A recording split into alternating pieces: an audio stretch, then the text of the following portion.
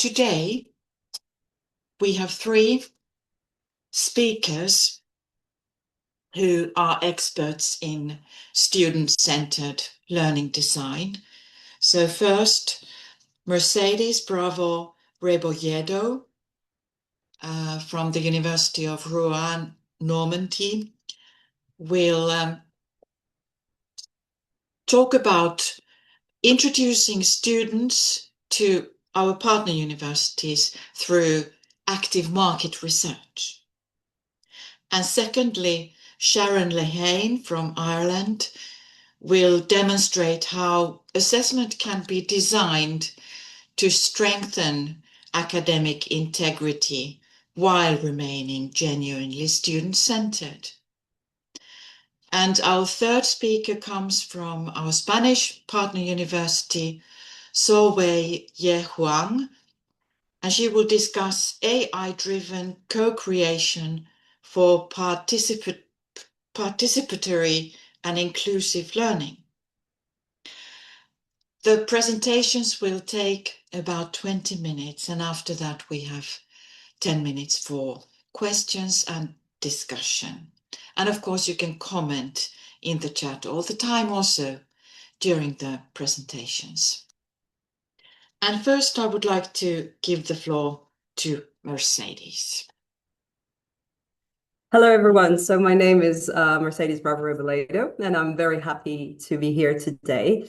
So I wanted to talk to you about a little project where I set out to make this little alliance of ours a little bit more real to our students.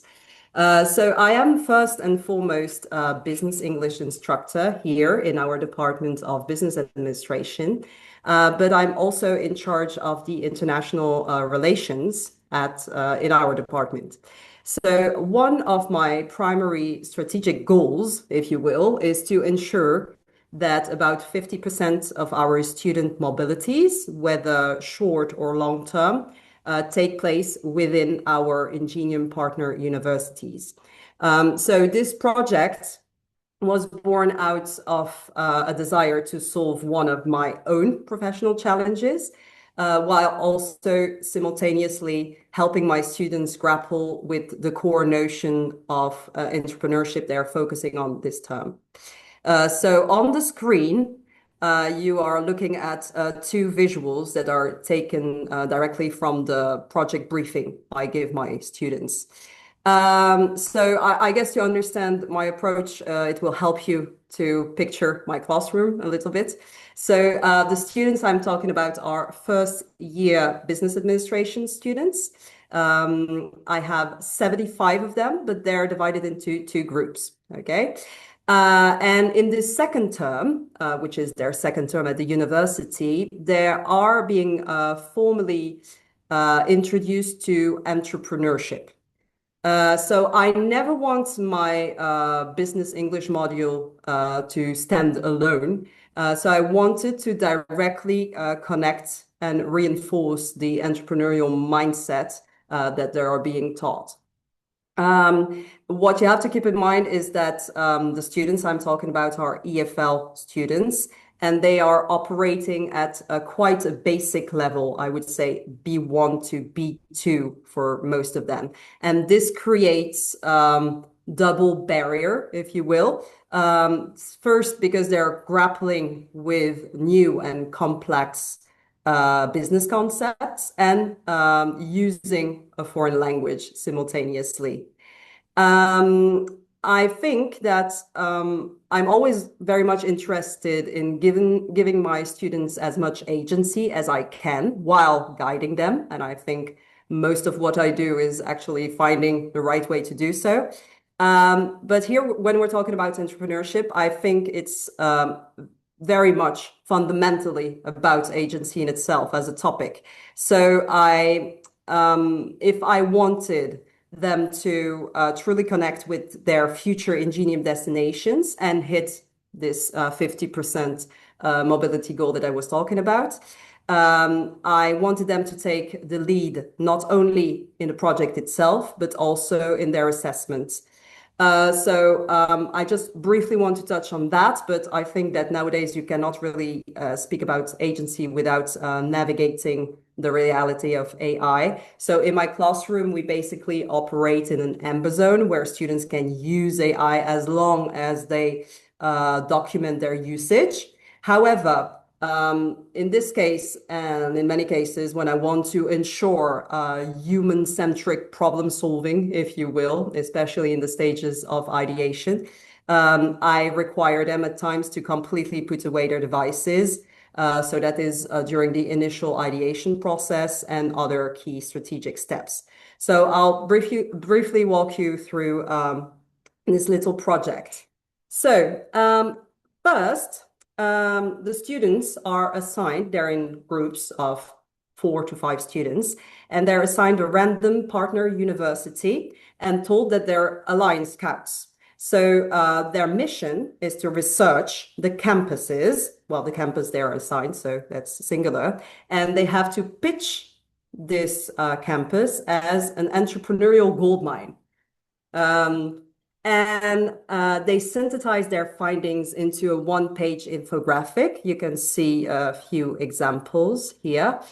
So the point of this is that the infographic is very visually appealing, and it also forces them to distill complex or big information into simple, punchy bullet points and clear visuals. So I always tell them that there is a 3-foot rule, so the document must be perfectly legible from 3 feet away.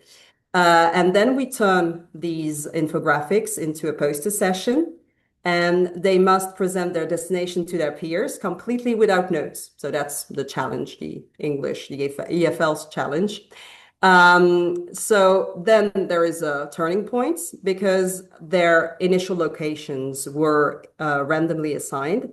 But after walking the room and listening to the pitches, they get to freely choose their specific INGENIUM destination for the remainder of the project. Okay.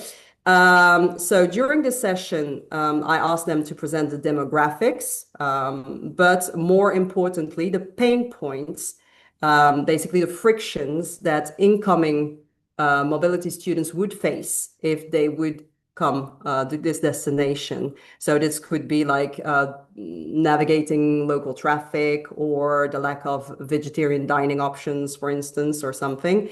So I think that by identifying real everyday problems, not only do they discover the destination, but they build empathy for the students who live there, or they can actually like portray themselves being there. So once they have chosen their destination and identified a problem, they have to build a business venture to solve this problem. So they start with a lean business plan that they submit on Moodle. You have an example right here. To grade this phase, which is one of the first stages, we use an anonymous peer assessment. So I provide them with my baseline grading rubric, and then they evaluate each other. And this is completely anonymous. So this forces them to think about what they're doing and also provide constructive feedback in English while getting comfortable with how the assessment works. Then they move into a first marketing plan. So I try to grade as much their process as their ideas, and they have to submit formal meeting agendas to show me what they want to negotiate and to delegate and how they delegate tasks before presenting their plan to me. Then we move on to a third stage, which is basically about design thinking, I would say. I really emphasize the fact that their brand vision must be cohesive with the psychographics that they have researched in phase 1. So in this stage, they act as creative directors. They design things like primary logos, submarks, color palette, and they create a mood board as well. And this is what they also can use in the final stage when they do their presentations. So I think that from the from the EFL perspective as language learners, this is a very fun step for them because they communicate through visual language rather than struggling for the perfect English vocabulary. And also, I think it's important that we also cater to the creative thinkers in the classroom and in the groups, so that they remain as engaged as the analytical ones, if you will, because business is as much human connection as it is strategy. So this is all very nice and well. So the vision board is a kind of dream, but we have phase 4 for the reality check. So we have provided them with standard financial templates. So I built them with one of my accounting colleagues who is much more versed in these things than I am. They have to realistically project their startup expenses. Sorry, people are messaging me in the meantime. Yeah, sorry. So they have to build a balance sheet and forecast their profitability on an income statement. So for my first year students, this introduces terms in English like accounts payable or operating expenses. And these terms are very much abstract. But when they have to apply those terms to their own idea, then the vocabulary instantly makes sense. So the pedagogical value here, I would say, is not really getting the math perfect on the first try, but they also get to experience pivoting firsthand. So maybe they will realize that their startup costs are far too high, and then they have to adjust their business model to survive. So after they have done all this work, and they have about 12 hours to do all these steps, I forgot to tell you, they have to present like their final exam, which is not a written exam, but it is a 3-minute video pitch. So for this stage, I don't just hand them grading criteria for this final project because they already practiced evaluating each other using my rubric during phase 2. They have to co-create the final rubric with me. So we have a moment where they actively debate and decide what makes a pitch convincing, how heavily we should weigh the financial reality versus the brand vision, and how to clearly communicate. So they will have just 180 seconds to convey, to synthesize these weeks of efforts, basically, against the standards that they themselves have built. So this brings me to my final points and my primary goal for being here today, actually. So currently, the final assessment is set to be done by myself and a local colleague. But when my students are pitching real solutions for campuses in your cities, solving problems for your student bodies, I think it shouldn't be just us assessing them. And that's why I am looking at building a cross-border assessment board, if you will. And I would like to invite you or other colleagues maybe that you know and that would be willing to. I'm thinking about English teachers, maybe. To join me to assess these videos. So there isn't much work to be done. It would be watching 2 or 3 short videos because they're 3 minutes each. Assessing them with this grid, which has not yet been created, and to send back your assessment and a short feedback before May 15th. So the projects will end by April 5th. So that gives you more than a month to do so. So thank you very much for your time and for having me here today. And maybe some of you would like to connect. Thank you.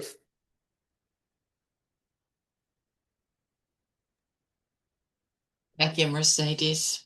a very interesting project, and it would be a brilliant cooperation project within the Alliance, you know, having like an expert of experience from each university. And I can tell you now that I'm happy to join you for the Oh, assessment. thank you so much.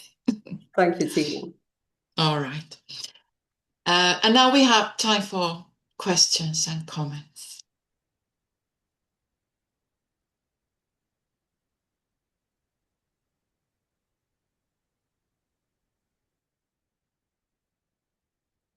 I like it that there are no questions. That means I was super clear, so very happy about that. Hi, Mercedes. I'll ask you a question. Okay. Do you grade, or maybe I just missed it, do you grade the students at each of the phases that you were talking about? Or is it the final pitch Well, that most gets of the graded? time they either self-assess or it's like a peer assessment for each step. There's one step that I assess, which is the marketing Okay. plan. Yes. But otherwise, it's all peer assessment because, as I said, most of the time they actually are much better at giving each other feedback. But of course, I'm Yeah. always there kind of guiding them. I mean, I always feel a little bit uncomfortable by talking about agency because I know that they rely very heavily on me, especially my younger students as the first years. But I like them to, yes, grade and assess and give feedback to each other, basically. Yeah, really interesting. Thank you.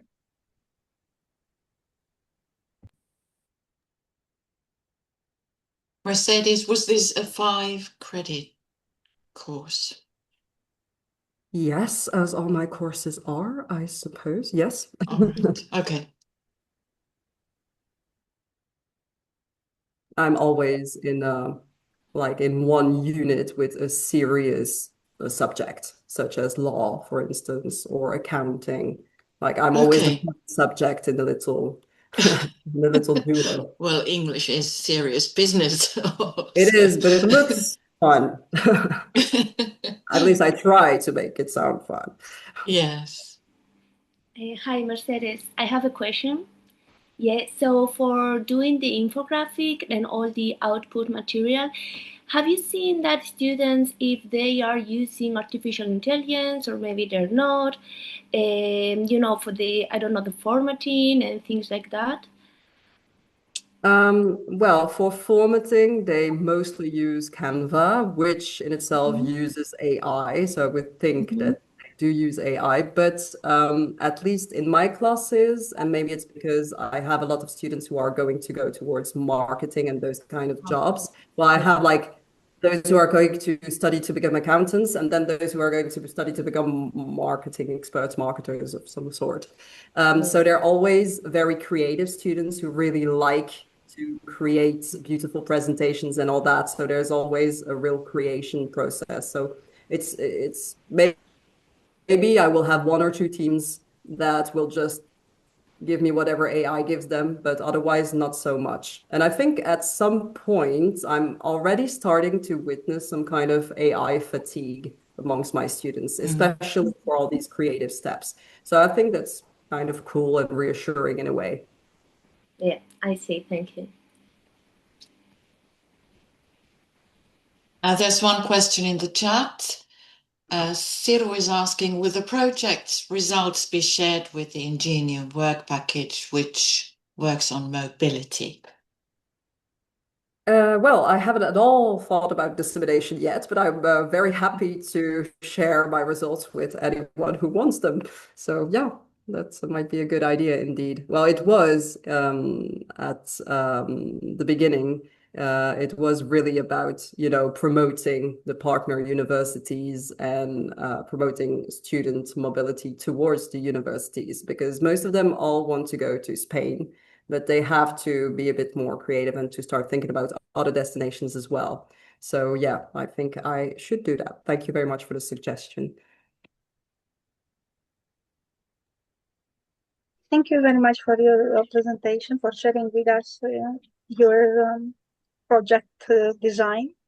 I really appreciate that actually students do not learn just business English. They actually learn, they get competencies in teamwork like, and they pay attention to the evaluation since they evaluate the others, they evaluate each other.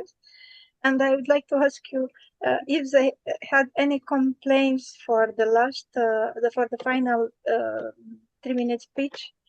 Did they make the, is it a condition to have the presentation done by themselves, or it can be just purely animated? Because I am curious to know if you had complaints regarding the time they have to allocate to this final only 3 minutes video, but from my experience, for 1 minute presentation, I registered like 60 minutes just to be satisfied with the final 1 minute of my self-presentation.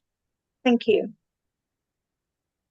Well, as you know, this project isn't finished yet, so I don't know. Maybe they are going to complain, but most of the time, because I have done like this pitching before for other students in other contexts, most of the time they really like this high energy kind of format. So I haven't really had complaints. Some of my students have proposed to use like AI personas or something, and I've actually used that with middle schoolers. That's a couple of years ago. But most of the time they do like actually doing the pitch themselves, and sometimes they even create some kind of choreography or something. They're very creative that way, and I think they're really like competing against each other, because my French students are very competitive. Everything they do becomes a competition. So I don't know if it's really French, but I've been working with Finnish students recently in another project, and we found that the French students were indeed super competitive. So I don't think there will be too much complaints. I don't think so. I hope not. Okay, thank you. Thank you. Actually, they are enjoying, and it's like having a passion to finish in your conditions and final video. Thank you.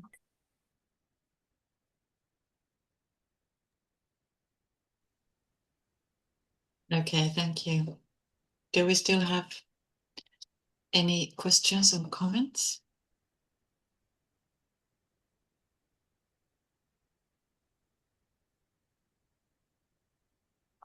Well, thank you, Mercedes. That was really, really inspiring, I have to say.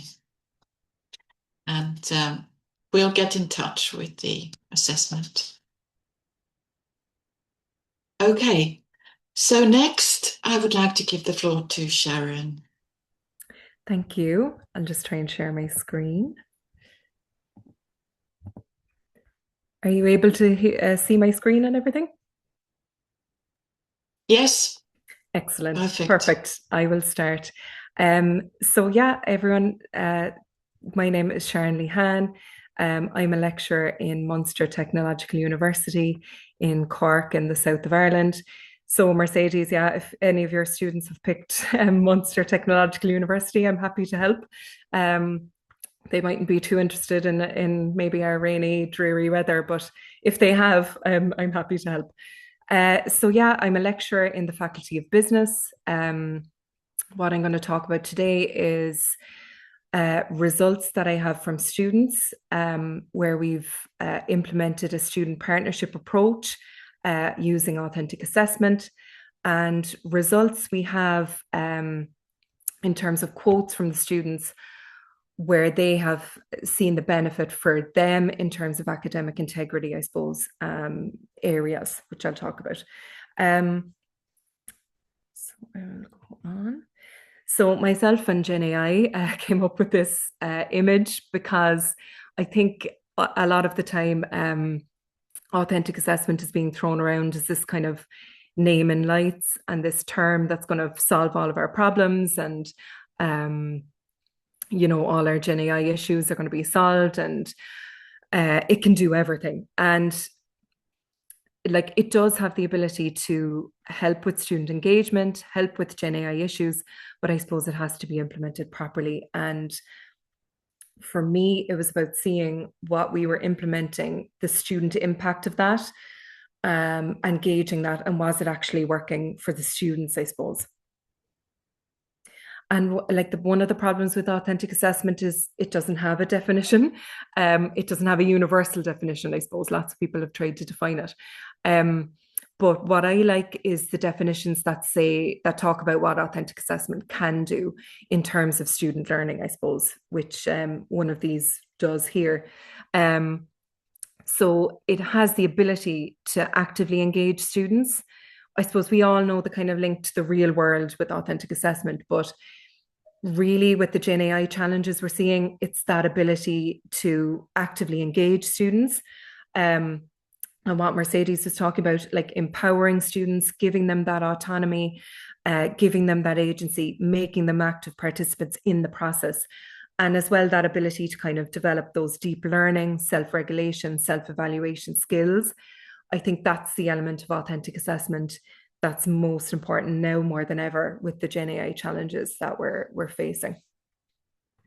And opportunities. I know we always kind of talk about Gen AI in terms of challenges and issues, but it also presents lots of opportunities for us in this space as well, which I'll talk about as well. So there is lots of types of authentic assessment, and all of them are authentic assessment: project-based, problem-based, work placement, industry placement, simulations, portfolios, site visits, all of those things. But the one that the results focus on today is around live cases. So where students work with an industry partner, and the industry partner comes to the students with a problem, and the student's assessment is based around solving that problem for the industry partner. So yeah, just to say, like, there's a lot going on, and kind of what I'm going to talk about is a lot, and it's kind of what we do over the course of a full semester. And it's final year students or third year students who kind of have the earlier years of experience. And all of our third year students in the Faculty of Business go on work placement. So oftentimes they're coming back with that knowledge and that experience as well before we do this. So yeah, this image is just to say that there's a lot going on. You know, we're trying to give feedback, we're trying to design assessments, we're trying to do a bit of research, we're trying to teach and cover the content and all of that. But for me, if the learning is happening, if the student learning is happening, if they can demonstrate it, if they're, you know, if I can validate that it's happened, then I'm happy with that, regardless of whether what assessment formats they use, whether they use Gen AI or not. If the learning has happened, then that's key for me. And look, this is to say that what I'm going to talk about it maybe won't change students from this to this overnight, but that's not to say that it's not something we can aspire to do through our assessments and through our teaching.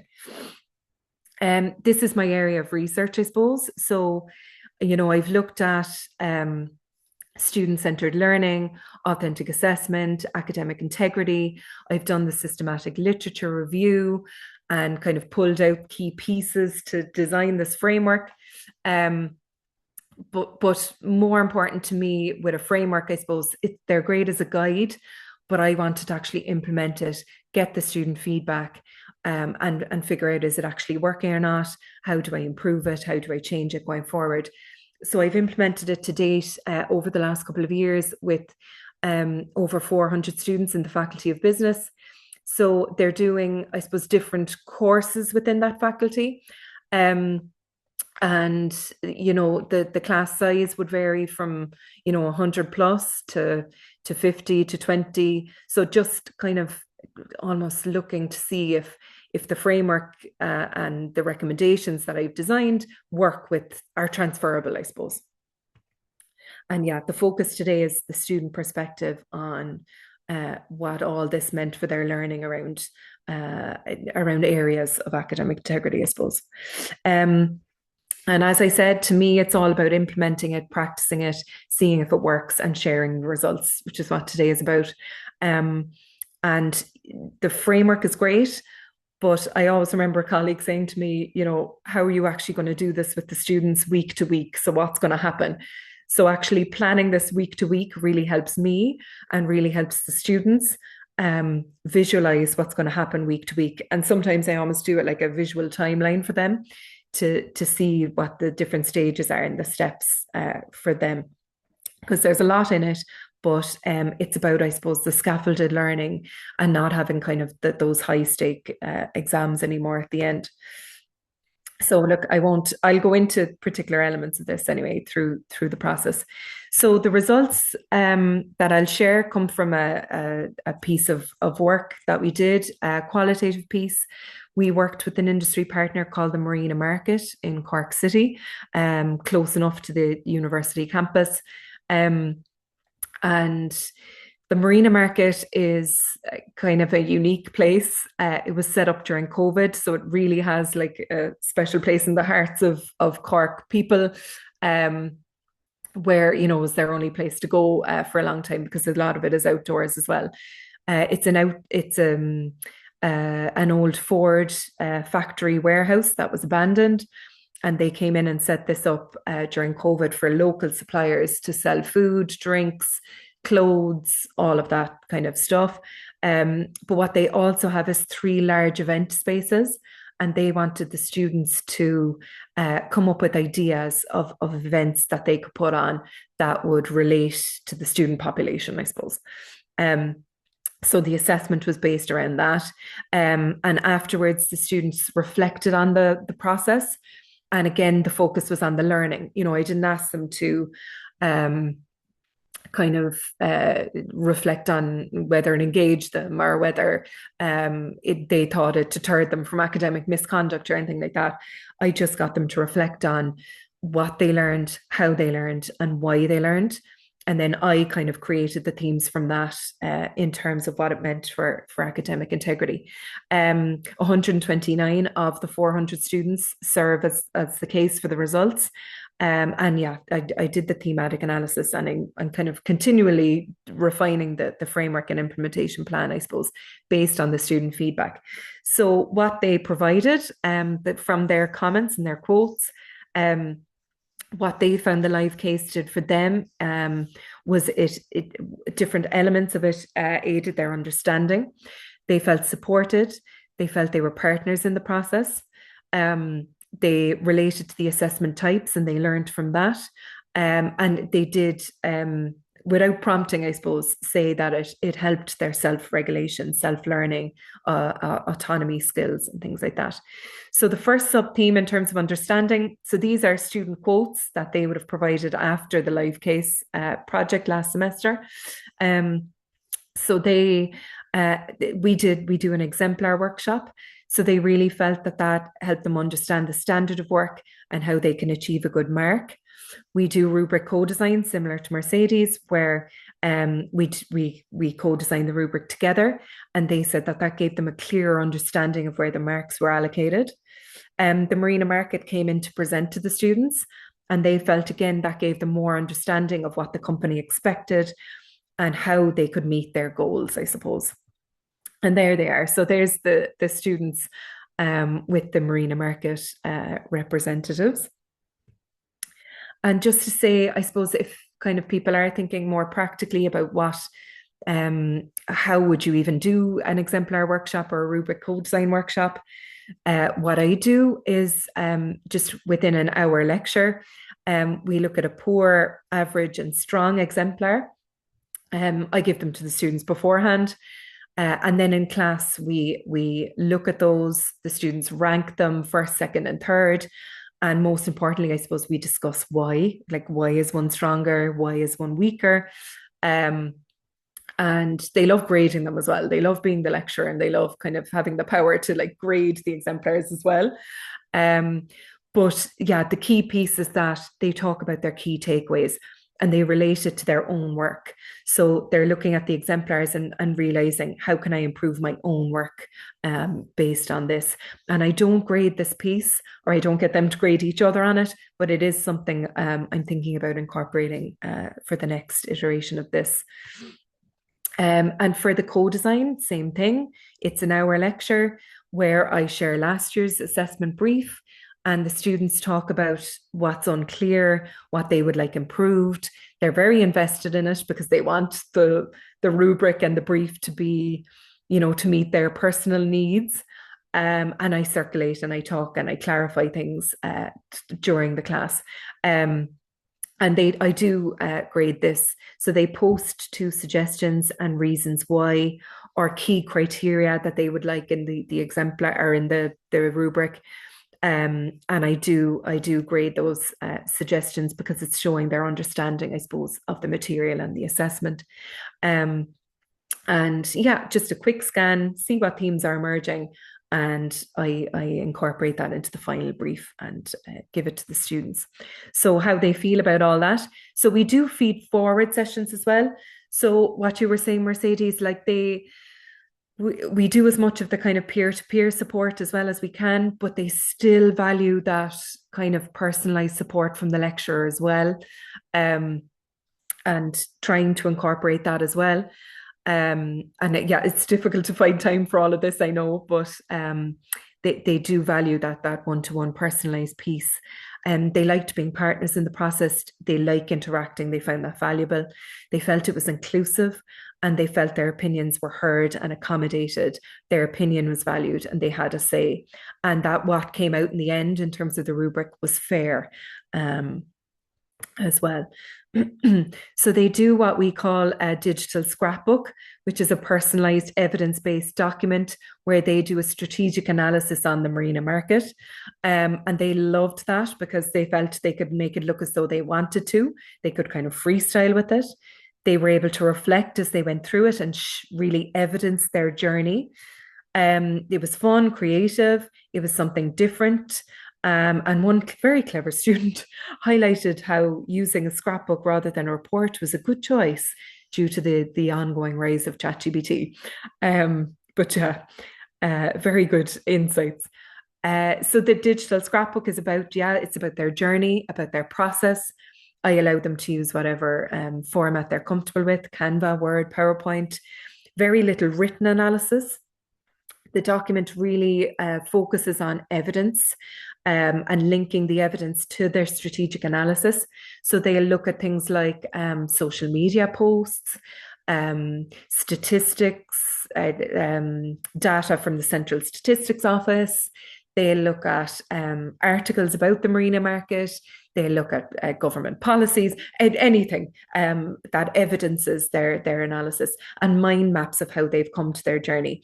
So this is just an example of an excerpt from one digital scrapbook example. You can see the students there visiting the marina market, doing their field research, doing a mind map kind of based on their visit. And they also decided to do a student survey. And they linked that survey then to their strategic analysis and the point that they were making. And then moving on to the last theme around self-regulation. They felt because their opinions were valued that became a driving force in wanting to do well in this module. And again, they felt heard, they felt in control. So kind of bringing that empowered, autonomous piece through. They felt their own sense of responsibility for the project. They were proud of their work. They were actually looking forward to presenting it.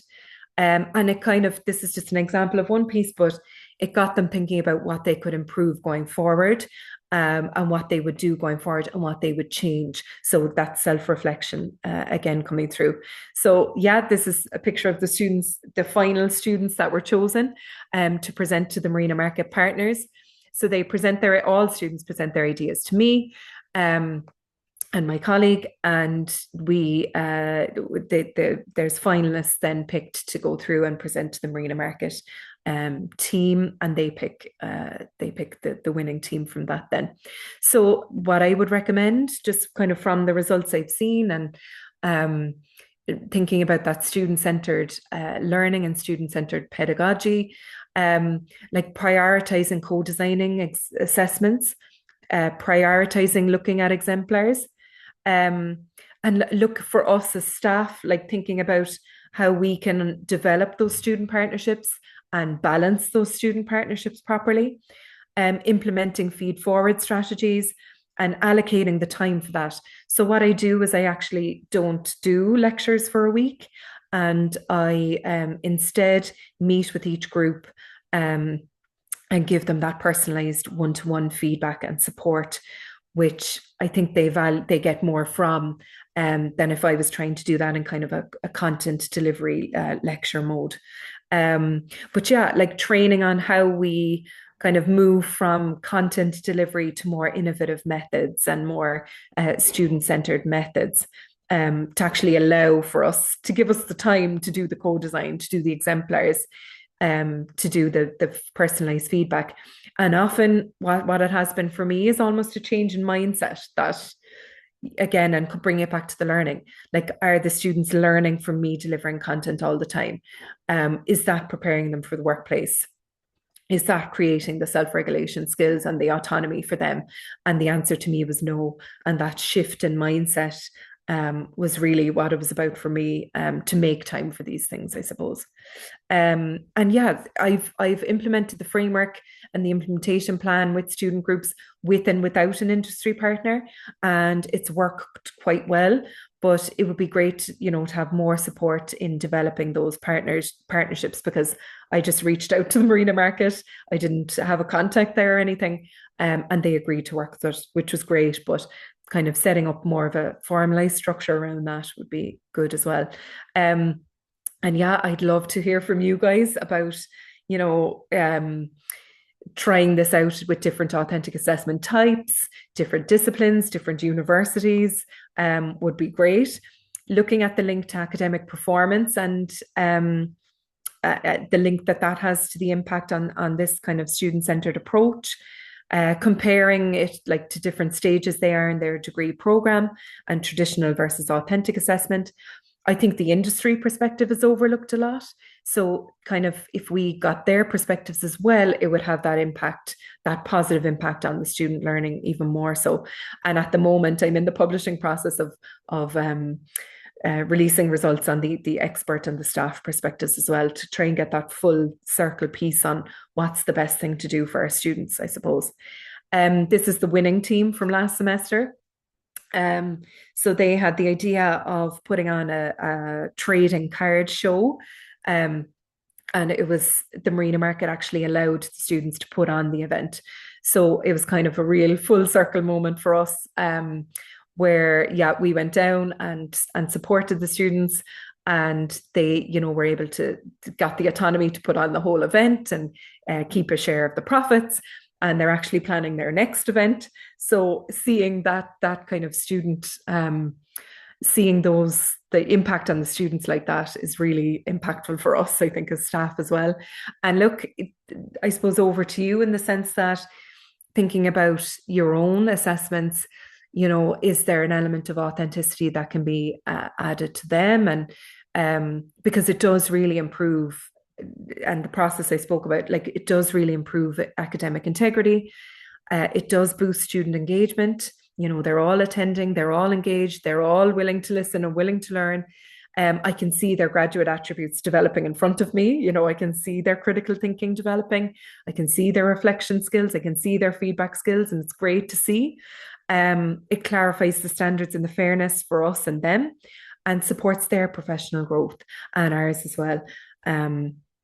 And I think it's really important, although it takes a lot of time to implement something like this, especially the first time, to thinking about the impact it has on the students, and coming back to the results, and allowing that to kind of push us forward and continually improve strategies like this, I suppose. So that's my piece. I know it was a lot, but I'd love to take questions and love to hear what you think. Thanks very much, guys. Thank you. Thank you very much, Sharon. It's nice to see how much this method, boosts their motivation and involvement and everything. So how many times have you had this course? So I'm trying to think. 2, 3. So I've used it with different modules, you see. They're all kind of strategy management modules, and they're different student types. So I suppose I've implemented the framework and the implementation plan with maybe nearly 10 student groups, I'd like to say. That's making up that 400 number. So yeah, we've done 2 to 3 iterations with the same groups throughout over the last 2 years, I would say, in different semesters. All right. What have you improved? What needed improvement from when you started? Yeah, I think giving more, so kind of what came through from the student feedback at the start to what has changed now was that idea that they did want the personalized feedback as well, that one-to-one. So that was kind of what spurred me on to just say, okay, we're just taking this week to look at personalized feedback rather than me just delivering content as normal. The students really wanted that, so that changed.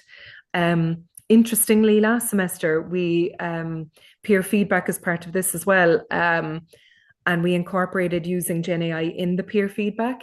And the students actually said they didn't want to use Gen AI, which I found interesting. They just wanted to do the peer feedback themselves. So they just wanted to give the peer-to-peer, whereas I thought, we'll be developing these Gen AI skills that they need for the workplace and all that. They actually pushed back and said, no, we'd just prefer to give each other peer feedback without the involvement of Gen AI. So that was interesting to me. So that's something I'm going to change going forward. And giving the marks for the exemplar workshop as well, I think. They're really engaged with that. They're all attending that. They're really interested in it. So I think it's something we can give marks for along the way as well. So I think they're things we're going to change now for next semester. Okay, thank you. Thank you. Now, any other comments or questions?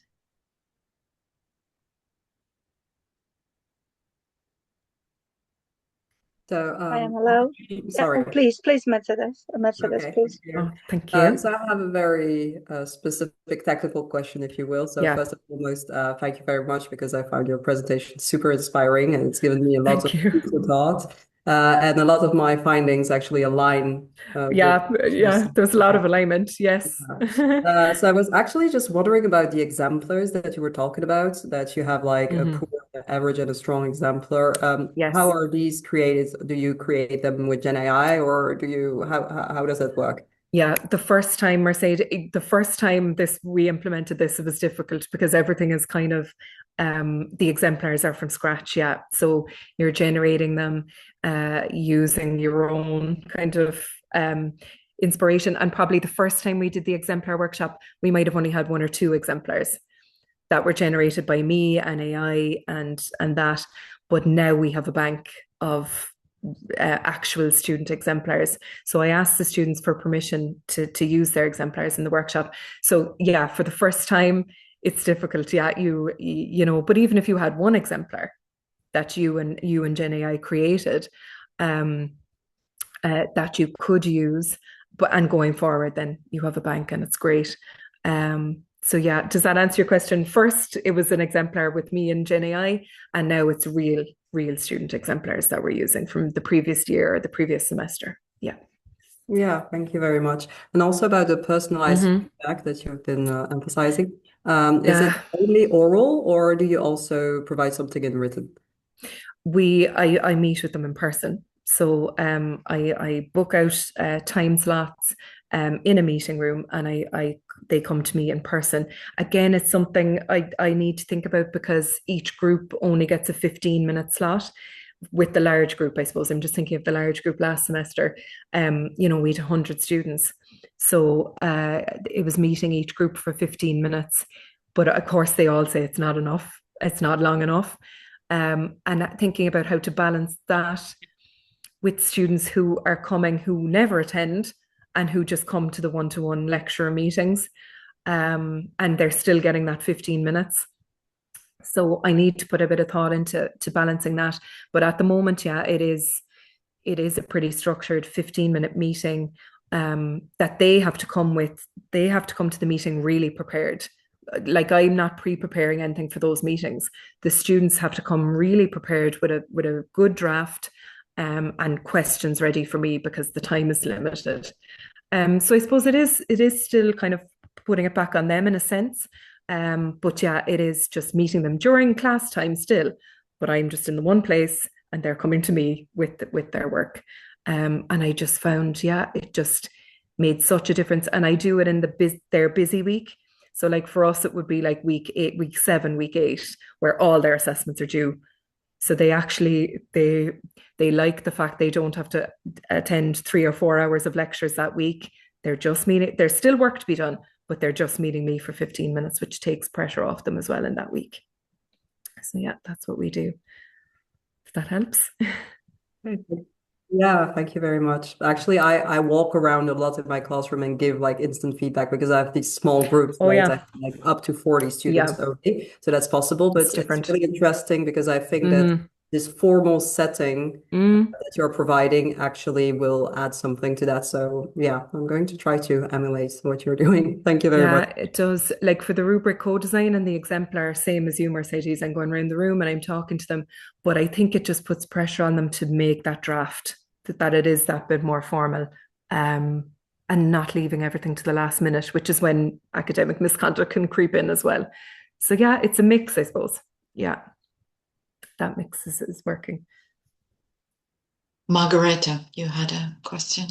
Yeah, thank you, Sharon, for your very nice presentation, and mainly for the passion you have in presenting and talking about your work, as Mercedes also proved to have such a pleasure in talking about her growing project with students. My question somehow was also already partially answered by you, because I wanted to ask both of you, what time, how many hours do you have meetings per week or per semester with the students for the subject where these projects are developed? And I realized, I heard that you have the 15 minutes separately for each group. But for instance, in my university, but actually in Romania, the academic courses are organized in lectures like 2 or 3 hours per week or one semester, and the application, which can be laboratory or project, in this case we will have again 2 hours per week or 2 hours every 2 weeks. And of course you can have some supplementary meetings called consultations in Romanian, and that's it.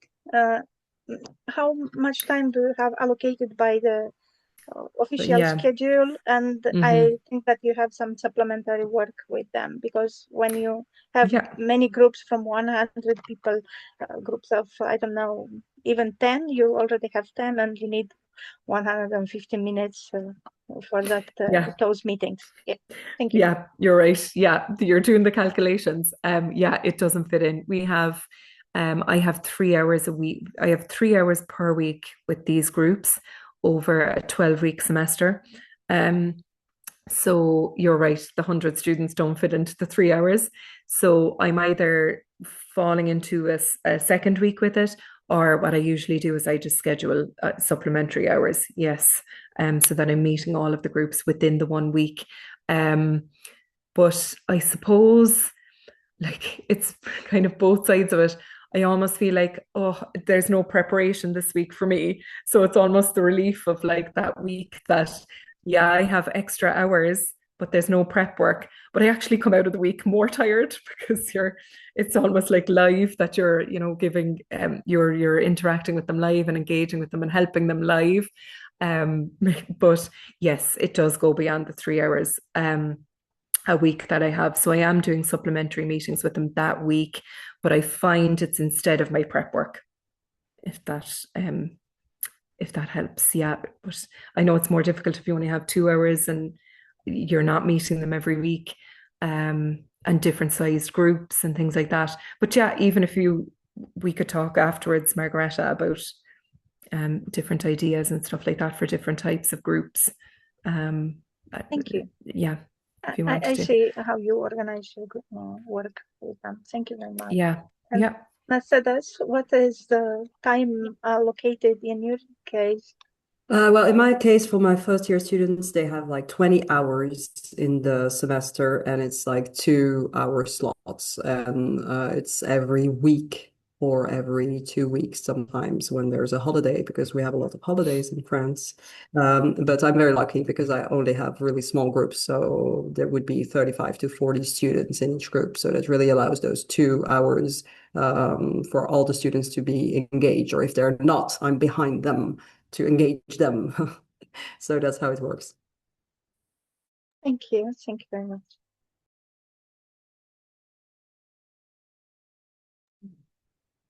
Okay, thank you very much. I think we have to move on, but if you have any further questions, you can carry on in the chat.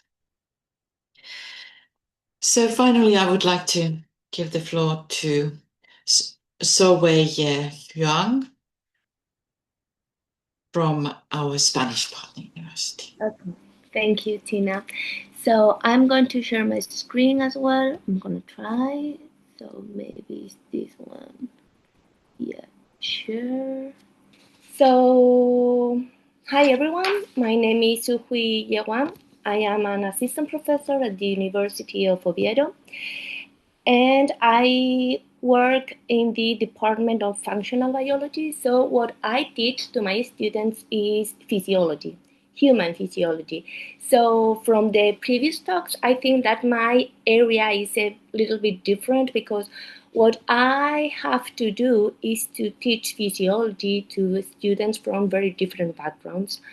I have students from biology, for instance, so the content is like quite complex, but also I have students from speech therapy, for instance. So to them, I have to explain how the nervous system works, but I have to, because they need to know how it works just to apply like therapies, later on, and to understand all the associated diseases with language or with speech, actually. So what I normally find is that I have to give them these theoretical lessons, but it's very difficult for them just to grasp the content. They just memorize, and also and normally, like last minute, when the test is coming. So they don't even spend time trying to understand the concepts and to integrate them. And this is why I have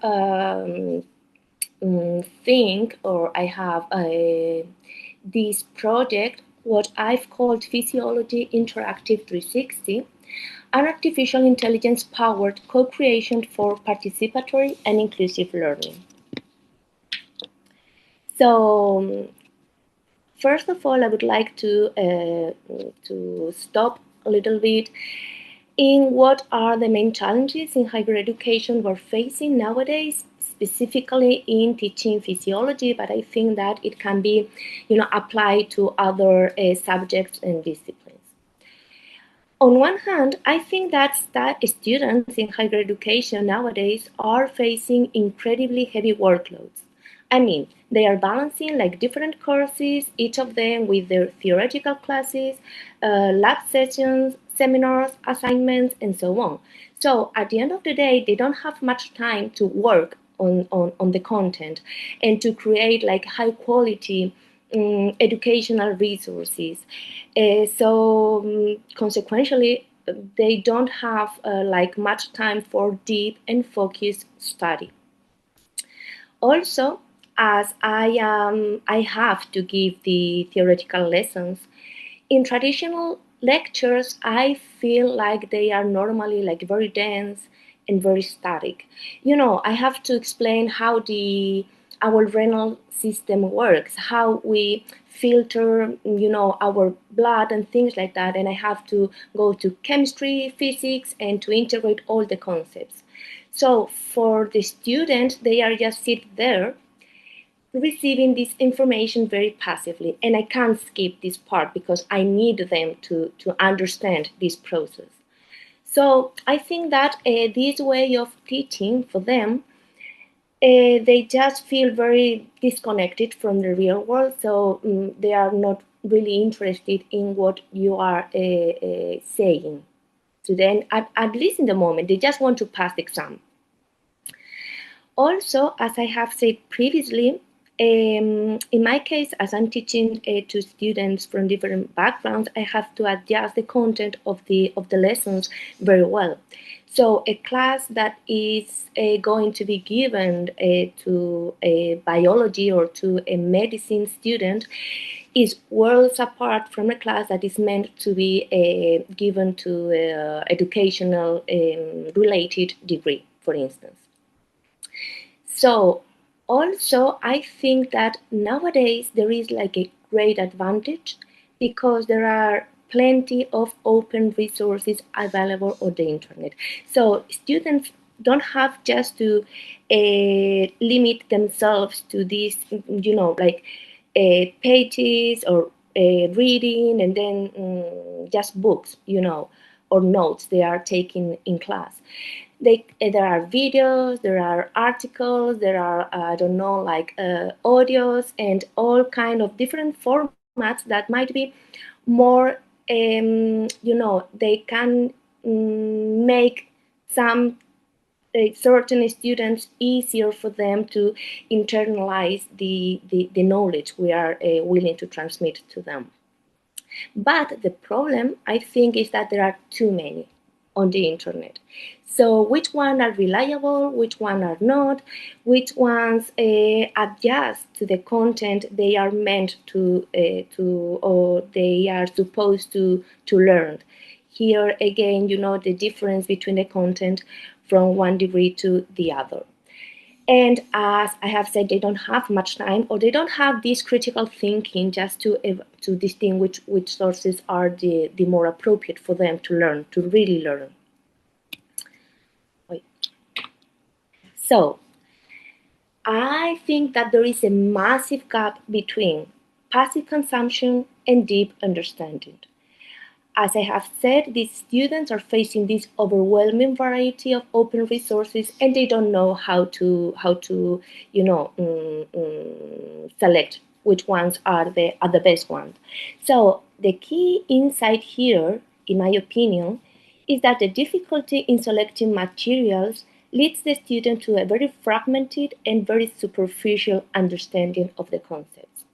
So what they need for a deep understanding is to have a reliable and very accurate material to learn with, okay, apart from the notes that they might be taken from class. And very importantly, this material has to be aligned with degree objectives. So how do we do to bridge this gap? And this is when Physiology Interactive 360 comes in as the solution I am proposing. So the idea is to reframe the role of the student. So we move them from being passive consumers to active co-creators. As a result of this project, we built a participatory ecosystem that comprises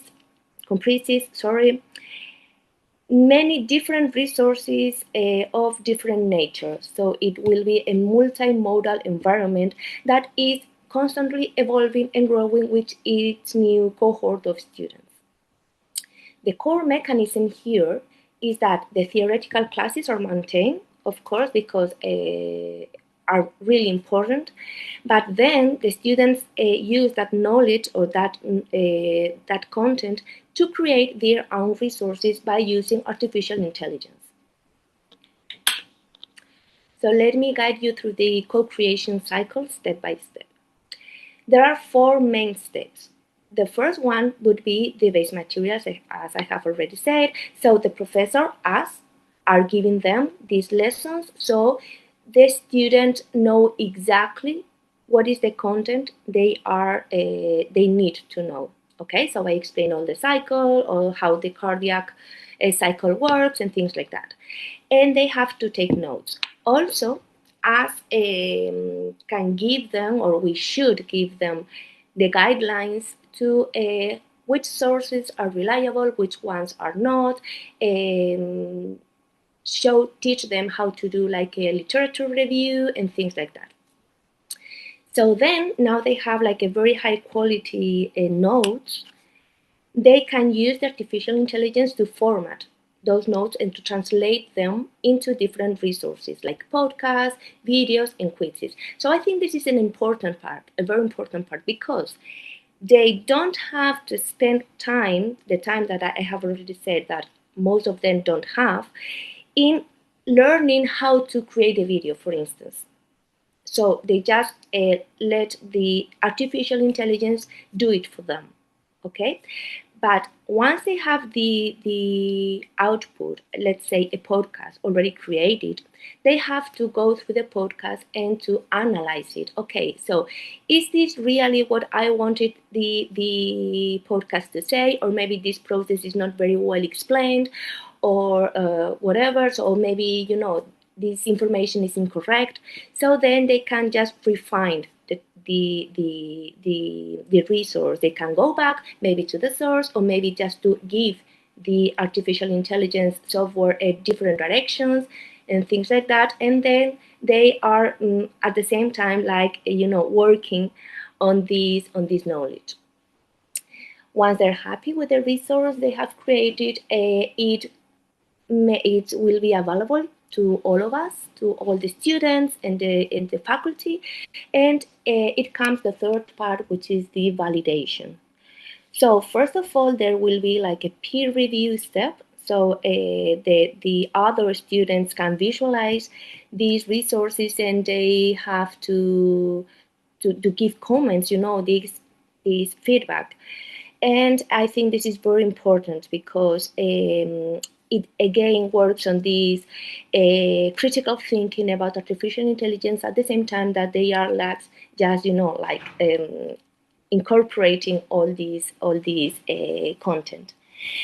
And also followed by this peer review, there will be the faculty supervision. So we have to make sure that the content of those resources is scientifically accurate and it is aligned with the curriculum of the course. And finally, we will just upload these resources to our ecosystem. So we will be creating a participatory learning repository. So I would like to stress here which will be the role of the artificial intelligence, because I think that this generative, or, you know, like the GAI software have come just to stay here. Maybe for the creative part, as Mercedes said, I think that, yeah, that in that way it's not very useful, because after a time, just the output comes, you know, it's like very repetitive. But for this aspect of the study that I'm trying to address, I think that it is the role, it can be assigned to it. I mean, students are not meant to use AI just to create the content. They use it just to format the content the student have previously elaborated, and it's giving it to the AI. And artificial intelligence do the hard work of formatting, okay? And it saves time. So the student here is the real architect of the resource. They design, review, and refine the tool. And the AI is the copilot. So in this way, we work digital literacy and critical evaluation. Okay, and very importantly, it teaches them not to have blind trust in technology, but to validate it. As these kind of tools allow us to create like resources of different nature, this is something we can use in our advantage. So students, once they have their source, they can create like podcasts for auditory learning and on-the-go review, visual summaries if they want to synthesize very complex mechanisms, also to create maybe interactive simulations for the experiential part and to promote kinesthetic learning. And why not just elaborate micro videos for concise and direct explanations, so they can combine, like the different resources and see which ones are more suitable for them. Also, this project, as in the way that it's built, I think that it has already incorporated a component of accessibility and inclusion. I mean, if there are students that have visual impairment, they will have like total support through podcasts and detailed audio descriptions. In the case of dyslexia, they can be supported through, like using simplified visual summaries and clear text structures. And also it can be adapted to to single students according to their rhythm, to their own pace. For example, with the quizzes, they can create quizzes of different levels of difficulty. So at the end of the day, students can learn anytime, anywhere, and I would say that maybe in any way. Of course, we need to engage students to do that. So there is also a gamification part. I was thinking of introducing micro challenges and digital badges, so we can reward the content creation, and also we can make like a contest. So there is this competitive part of the students that we can take advantage of, and also we can make participation and effort rewarding, and we can also see which resources are more useful for depending on the type of the student. Because I have already seen students from health sciences are rather use tests, for instance, or quizzes, and speech therapy like more like a podcast.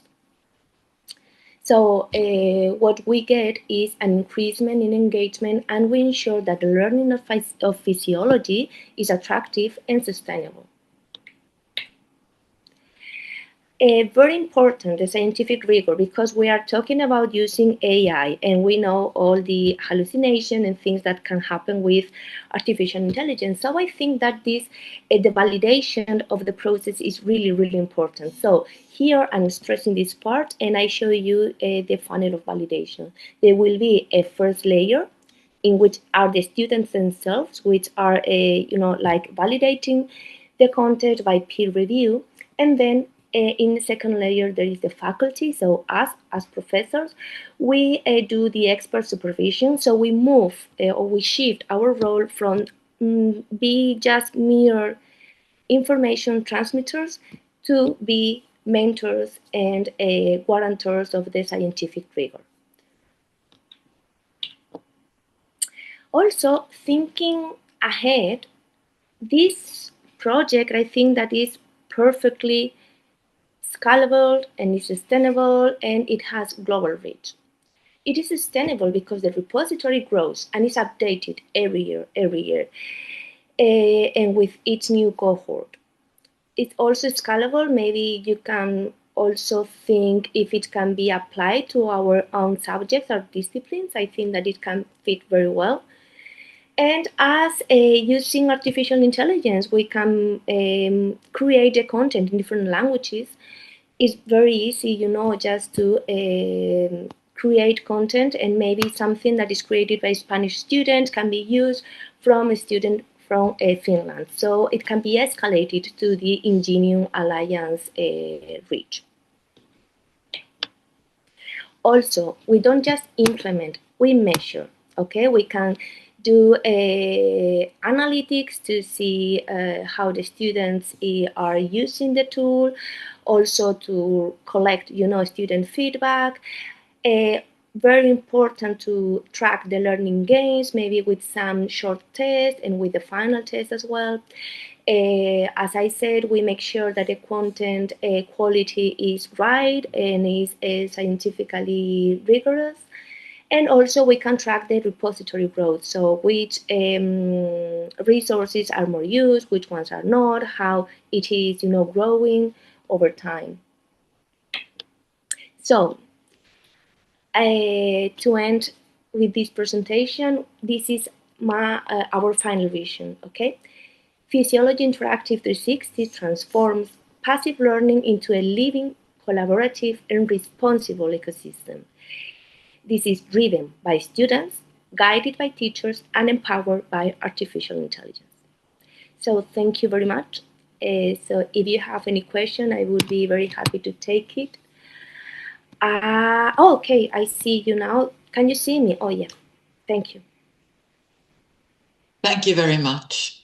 I have one very practical question. Which AI technologies do you use? Yes, I am working right now with Notebook LM. I don't know if you're familiar with it. It is from Google. So the advantage of this tool is that it uses only the sources that you feed it with. I mean, it doesn't navigate through on the internet. So I am using it actively. So what I do is just to give it, to feed it. I upload like my personal notes, textbooks, articles, videos that I have already filtered, and then I ask it to make all these. I can show it to you actually. So here it is. This is Notebook LM. Here are the sources. I can upload sources from different natures, like files, websites, videos, Google Drive, documents, whatever.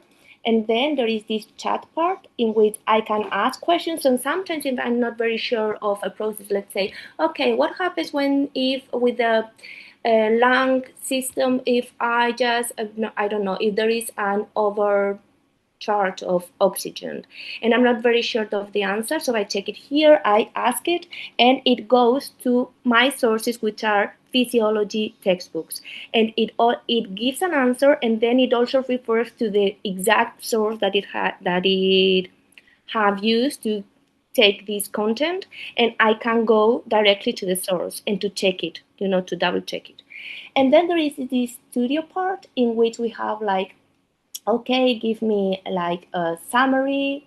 No, this is the audio part. It gives like the podcast, and here I have like different options. I can mark, I can give here the specific direction. So just explain this part of this process in very detail and things like that. And it has also like the mental map and reports, quizzes, infographics, presentations. It has many options, and they are constantly updating this tool. I don't know where it can get to, but yeah, this is the tool I'm using, and this is the one that I'm showing to my students. Is it available for the students as well? Yeah. There is a free version, and there is one. Yeah. And there is one that is that you have to pay for it, but it just with the free version is enough. So maybe you are allowed to create like, I don't know, 5 videos per day, but I think it's quite enough. Okay, thank you. Any other questions, comments? I had a question about actually, are you providing like specific prompts to the students, or are they just making them up themselves? So this year, what I did, so the thing is that I normally have I don't have like an entire subject just for me. I mean, I share the content with other professors, so it's a bit difficult to implement this, to a whole course. So this year, what I did was to show this tool to physiotherapy students and also to speech therapy students, and I show them how to create the podcast part, the audio parts, and then they use them, and I then give like how it is said, questions, feedback from students, how they if they like the tool, if they use it to study for the exam, if they have find like errors and things like that, just to have like an overview on how these students might feel by using this tool. But for the next year, I'm thinking to implement this, the whole suite, to speech therapy students, because I will have more hours. And my idea is to show them how to use it properly and to work with them, to refine the tool, not just to show it to them and then you just have to upload it. No. So, okay, if they say, okay, yeah, I have created this video, but this part is not very clear, I don't like it. Maybe, okay, so just go to the source, we can go together, or maybe you can, prompt this different and you can give this direction. And I think that the most important part for me here is to teach them how to use these GAI tools properly as a tool. Yeah, I agree, because they use ChatGPT a lot, but they actually don't know what they're doing. So I find that out all the time. Thank you very much. Yeah. I actually had another question if we have time, which is quite practical, because I spend lots of time like decluttering my Moodle classroom boards and whatever. And I was wondering, as your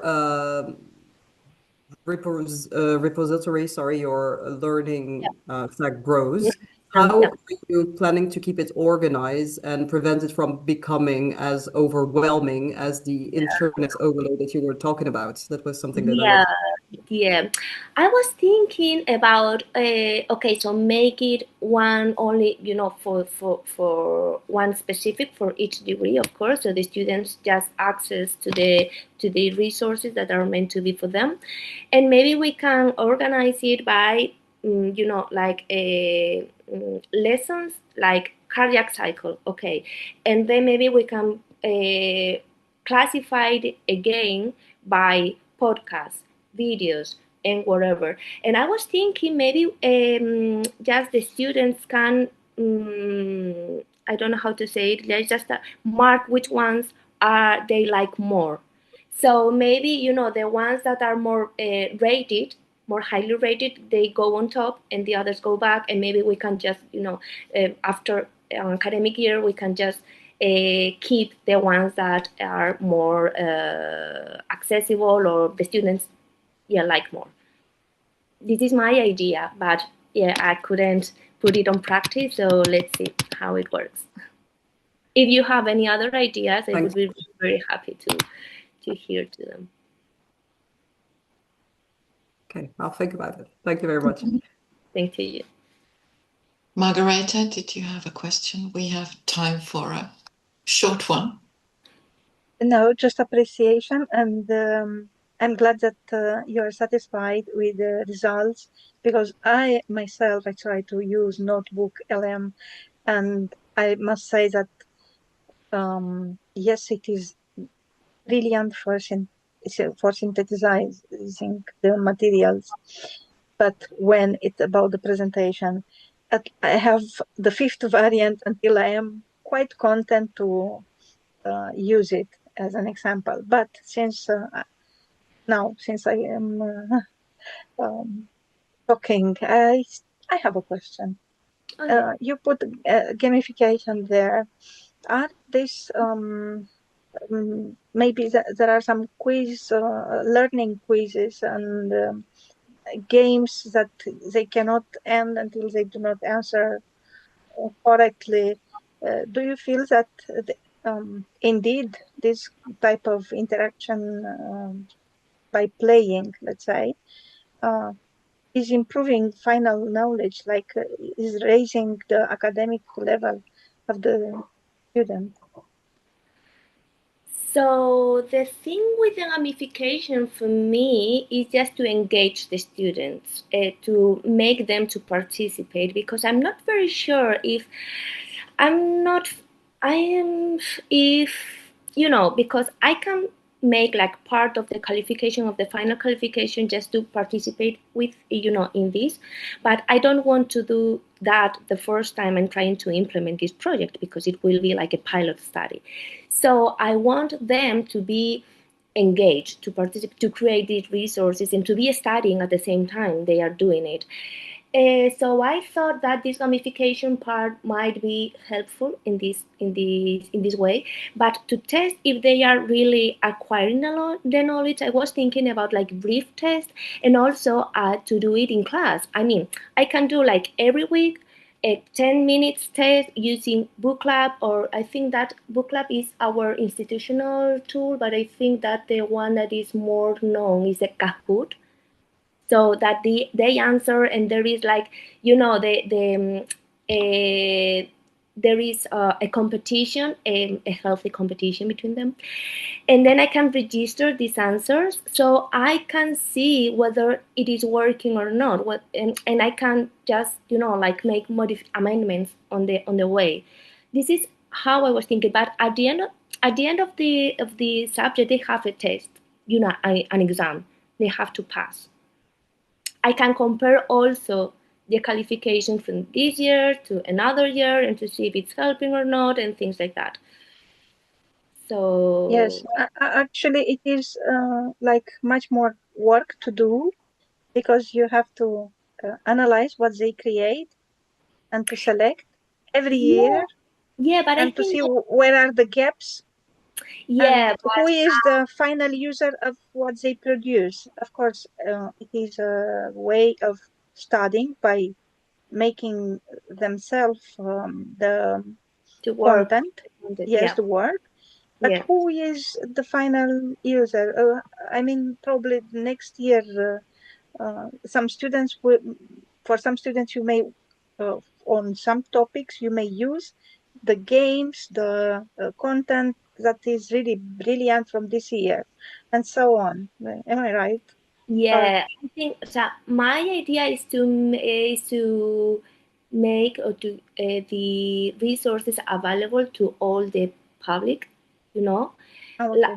as a very reliable source of videos or whatever, And each year, the thing with artificial intelligence that I am, observing, is that it's continuously, evolving. There are new tools. Yes. You can do like a presentation, you can do whatever, and you can do a 3D video or what. So I think that for the moment, for these next years, that can play in my favor. So the students, maybe there is this first video that is only, I don't know, with pictures, but next year there is this tool that they can use to create like an animated 3D, I don't know, recreation or whatever. So they can use that, and they will be rated, like on top, and they will replace the old material. Maybe the content is the same, but it's being told in a different way. Because because the cardiac cycle is the cardiac cycle. There can be some advantages, but it doesn't change from one year to the next year, But I want them to play with this content, and to create something that is available and reachable for a broader audience, and to teach them how to use artificial intelligence properly. Thank you. Thanks to you. Thank you very much. Thanks to you. Unfortunately, we're running out of time. Very interesting discussions. Thank you very much to all our presenters today. And just quickly before you go,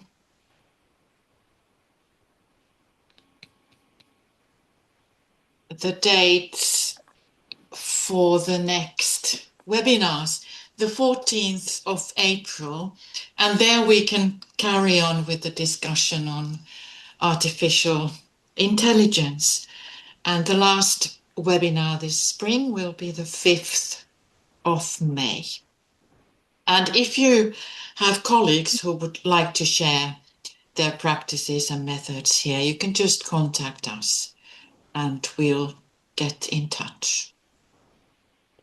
So thank you very much, everybody, and I will see you next time.